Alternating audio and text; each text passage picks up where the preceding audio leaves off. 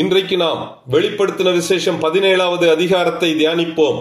ஆண்டவருக்கே மகிமையும் கனமும் ஸ்தோத்திரமும் உண்டாவதாக. சமுத்திரத்திலிருந்து ஏறி வரும் மிருகத்தின் தலைகளில் ஒன்று சாவுக்கேதுவான காயப்பட்டது, அதாவது கொலை செய்யப்பட்டது. இந்த மிருகம் உபத்திரவ காலத்தின் முதல் 3.5 ஆண்டுகள் அந்தி கிறிஸ்துவாக செயல்படும். இந்த மிருகத்தின் இடத்தை பூர்த்தி செய்வதற்காக பாதாளத்திலிருந்து அபத்தோன் என்றும் அப்பல்லியோன் என்றும் அழைக்கப்படும் சிவப்பு நிறமுள்ள ஒரு மிருகம் உபத்திரவ காலத்தின் 2வது 3.5 ஆண்டுகள் அந்தி கிறிஸ்துவாக செயல்படும். இந்த மிருகம் பாபிலோனிய ஸ்திரீயாகிய ரோமுடன் கூட்டணி அமைத்து செயல்படும். பாபிலோனிய ஸ்திரீ திருச்சபையை தன் கட்டுப்பாட்டிற்குள் வைத்துக் கொண்டு ஆண்டவருக்கு விரோதமாக விசுவாச துரோகத்தை ஏற்படுத்தி திருச்சபையை வீழ்ச்சி அடைய செய்யும். இதற்கு எதிர்த்து நிற்பவர்கள் கொலை செய்யப்படுவார்கள். இந்த பாதாளத்திலிருந்து ஏறி வரும் மிருகத்திற்கு 7 தலைகளும் 10 கொம்புகளும் இருந்தது. இந்த 7 தலைகளும் 7 ராஜாக்களாம். இவர்களில் 5 பேர் விழுந்தார்கள். ஒருவன் இருக்கிறான், மற்றவன் இன்னும் வரவில்லை.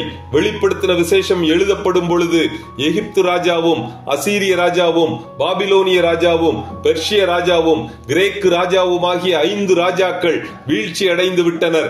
அந்த நாட்களில் ரோமர்கள் உலகத்தை ஆண்டு வந்தனர். அதைத்தான் ஒருவன் இருக்கிறான் என்று குறிப்பிடுகின்றார். இனிமேல் தோன்றக்கூடிய அந்தி கிறிஸ்துவை மற்றவன் இன்னும் வரவில்லை என்று குறிப்பிடுகிறார்.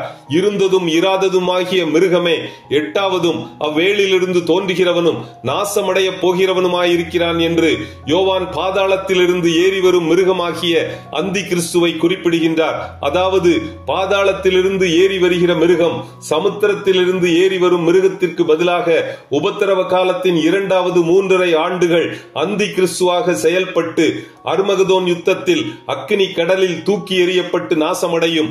இந்த மிருகத்தின் மேல் காணப்படும் 10 கொம்புகளாகிய 10 ராஜாக்களும் அந்தி கிறிஸ்துவுக்கு தங்கள் வல்லமையையும் அதிகாரத்தையும் கொடுப்பார்கள். தேவன் தம்முடைய திட்டத்தை நிறைவேற்றும் குறிப்பிட்ட சமயத்தில் பாபிலோனிய ஸ்திரீக்கும் பாதாளத்தில் இருந்து ஏறி வருகின்ற மிருகத்திற்கும் இடையே உள்ள கூட்டணியில் பிளவை ஏற்படுத்துவார். இதன் நிமித்தம் திருச்சபையை கட்டுப்படுத்த முடியாத பாபிலோனிய ஸ்திரீ சினையார் தேசத்தில் உள்ள பாபிலோனுக்கு துரத்தி விடப்படுவாள்.